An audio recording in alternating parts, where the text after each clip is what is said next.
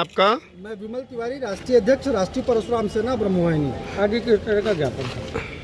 आज जो हम लोग डीएम का घेराव कर रहे हैं, बबेरू में जिस तरह से बबेरू के एसडीएम के द्वारा, रजत वर्मा के द्वारा गुंडागर्दी सरेआम की गई है।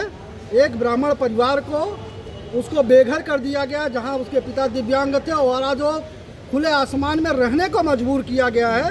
इस तरह की गुंडागर्दी, जातिगत गुंडागर्दी बबेरू के एसडीएम के द्वारा किया गया है। और आज तक इतने दिन बीत गए, 11 जुलाई की घटना और आज 22 जुलाई है, लेकिन आज तक बाधा प्रशासन के द्वारा कोई भी कार्रवाई न तो रजत वर्मा के खिलाफ की गई है, न तो उस कृत्य में जो भी लोग राजनीतिक लोग या जो जिनका भी सह उस कार्य को कराने में किया गया है, उनके खिलाफ कार्रवाई नहीं की गई है। राष्ट्रीय परशुराम सेना आज डीएम का घेराव कर रही है। अगर बबेरू में गोलू पांडे को न्याय नहीं मिलेगा तो ये आंदोलन उत्तर प्रदेश के हर जिले में होगा, मुख्यालय में होगा, हर जगह इस तरह के आंदोलन होंगे। हम सड़कों पे जाकर के आंदोलन करेंगे।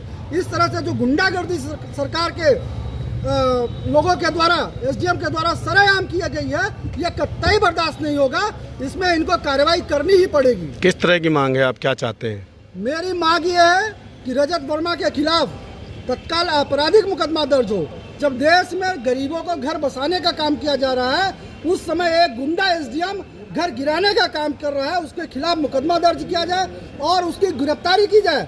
और एक बात मीडिया के माध्यम से और मैं बताना चाहता हूँ, उनकी आय की जांच कराई जाए। वो यहाँ पे रह करके दुनिया भर का व्यापार करते हैं बाधा में रह करके, और उनको बचाया जाता है। और सबसे बड़ी अफसोस की बात है कि इसकी जांच भी दी जा रही है, तो उन्हीं के दोस्त यारों को दी जा रही है जो उनके साथ खुलेआम बैठते हैं, उनसे जांच कराई जा रही है। केवल प्रशासन के द्वारा इस घटना को लिपापोती करने का कार्य किया जा रहा है, यह कतई बर्दाश्त नहीं होगा।